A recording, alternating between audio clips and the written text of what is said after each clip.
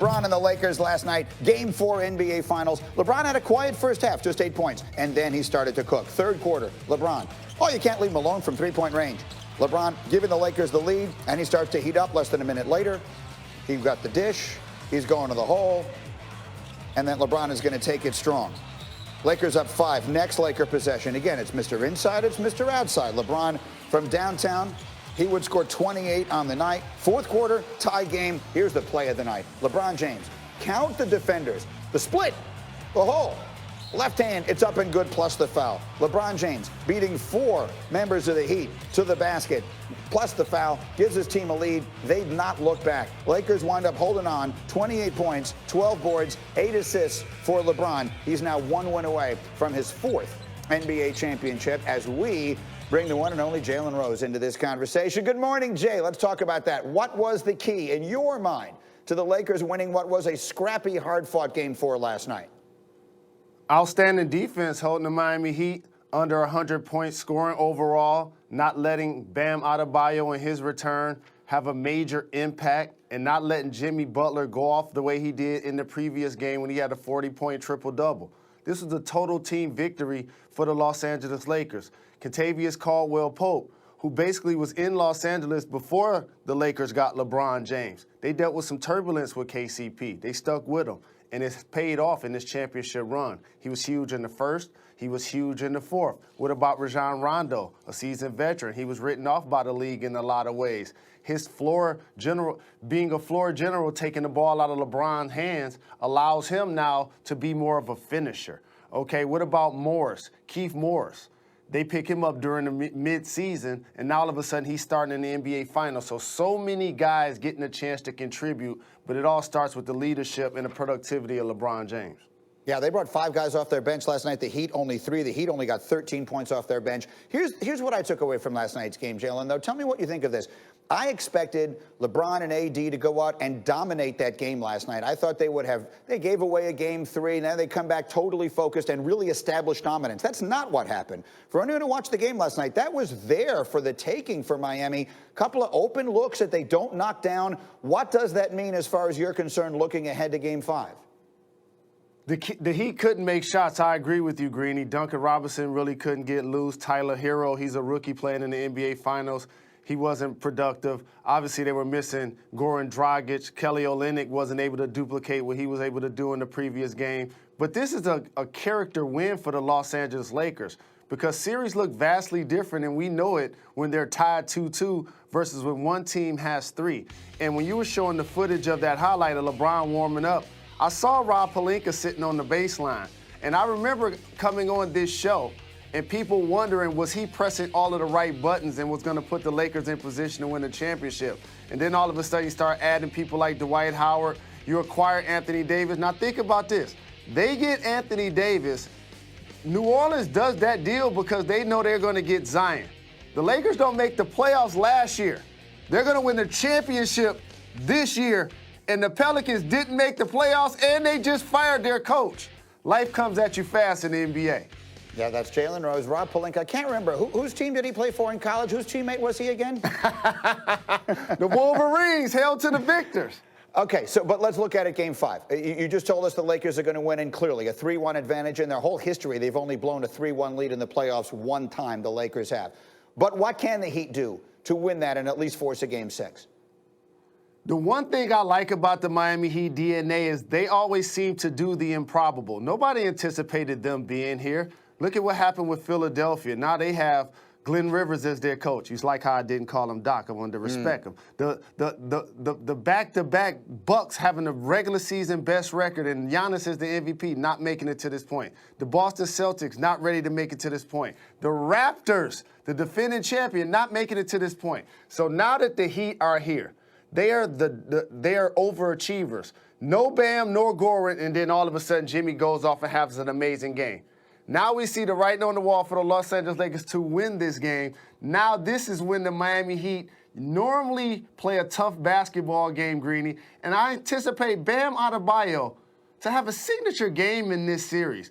his conditioning wasn't there yesterday, and it shouldn't be after you miss a couple of games. When you saw the late layup from Rondo, he wasn't able to recover. When you saw KCP, he was kind of hesitant. When you saw AD make the three, that was over Bam. Usually, he's a lot more attentive on those plays. So I anticipate that he's going to come back and have be rejuvenated. And I'm anticipating and I'm hoping for the NBA. I just get one more game of basketball. So I'm actually rooting for the Heat to win on Friday.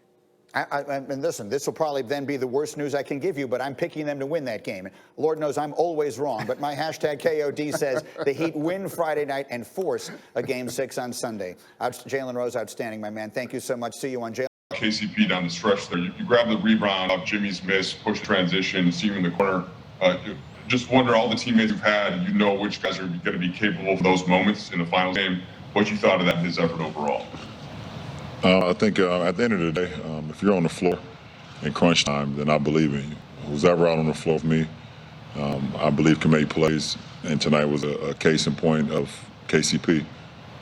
Got stage ready, who works on his craft. And like you said, you know, that three in front of their bench was a huge three. And obviously, the drive at the end of the shot clock was two big back-to-back plays, you know, in the fourth quarter where we needed to continue to score versus team. I think it was after game 2 that you made the comment that it's not just enough to win the game. You guys want to be great. This game was one where defensively you guys were great, and then there was a lot of sloppiness early offensively with the turnovers. I'm just wondering if there's a certain point, like, is there a point where you stop striving for that winning in a great way, and it's just enough to get the wins? Or is that not until? Well, there's two different things. It's kind of different things, two different points you're making. You never stop striving to be perfect or be great. And you know that a perfect game is not going to happen, but don't mean you still don't strive to be as great as you can be every night. Now, you know, every game has its own, adjustments and things of that nature. And, tonight was one of those games where we had to win on the defensive end and make some timely shots. But I think when you start thinking like, okay, well, I can't be great tonight, or we can't be great tonight, okay, we just have to figure it out, then you sell yourself short. And for me personally, I would never do that, as long as I lace them up and put on a uniform. But I love what we did tonight. Allison?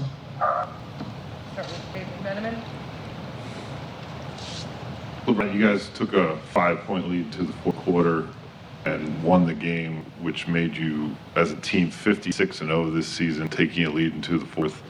What does that say about the makeup of your team, and do you take any pride in being on a team that can possess that stat? Well, I think the fourth quarter, obviously, winning time. You had 12 minutes to buckle down defensively with the lead, try to hold that lead, and then you have to execute offensively. And, obviously didn't know the stat, coming into tonight, but for us, that's just the mindset. We got 12 minutes, and if we have the lead, it's our job to outscore the opponent or hold them to less points as us, which is the same exact thing. And because if we win the quarter, we win the game. And that's kind of been our mindset all year long. How good? I know you talked about AD's great games and said that's who AD is, but in the last 2 days from where he sort of told us after Game 3, he felt like it could have been more aggressive to the guy he was after hitting that shot with 39 seconds left, beating his chest. What did you see in sort of is just getting back to that place where he can be the player that he can be? He's a big shot maker in the shot clock, early in the shot clock, fourth quarter, first quarter, everything in between. And it was just a great setup by Doe.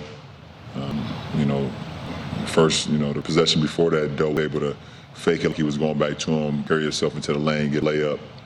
And then, kind of very next possession, he was able to, find him. AD just kind of stared at the stared at the shot clock, knew it late in the shot clock, and obviously trusted his shot that he works on consistently. So, big time shot, big time play for our team to be able to put the game away. Brian, Spo just said over here that this game being tight back and forth the entire time, that it came down to moments of truth. You guys won more than they did at the end. But when AD hits that shot and you're doing the Ric Flair and screaming a little bit, is there a different kind of satisfaction when y'all are so tight all night long and you have that kind of a breakthrough at that point? Well, you kind of know momentum plays and momentum shots, depending on the score, the time, what's going on, within the last few possessions. They were going back and forth, with us, and we were going back and forth with them. Duncan Robinson hits one off the glass at the end of the shot clock for 3. Bam hits one off the glass, and, right there before we thought that possibly went in. Obviously, it didn't count. Hero hit some big shots. So we were, Jay Crowder, me and, Doe had a clean rebound. We both going for it. We smash each other in the paint. They kick it out to Jay Crowder. He hits a shot.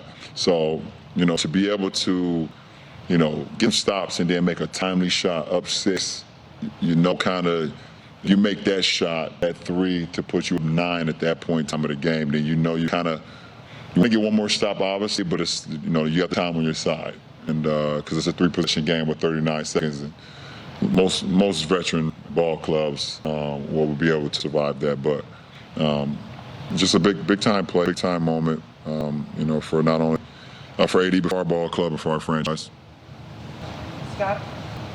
LeBron, what is an extra day of rest in a very physical series like this? And does it matter more to you now than it used to?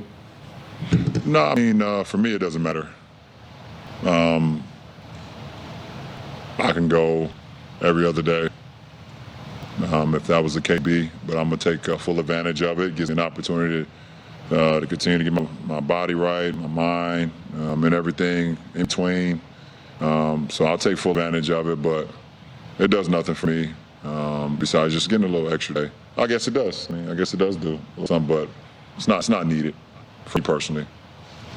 Chris? Ron, when I believe it's like the 3rd game of this series where you guys have called for a challenge in the first half. Today it was the right, you got it overturned, the right call. But when do you as a player feel like it's time to, do a challenge so early in the game? Like, when do you weigh the pros and cons doing it so early? There's certain momentum plays throughout the first half. There's certain rhythm that you have, either offensively or defensively, that if that call is made correctly, then you continue to stay in that zone. You continue to stay in that rhythm. And if the call is wrong, it can throw you off your rhythm.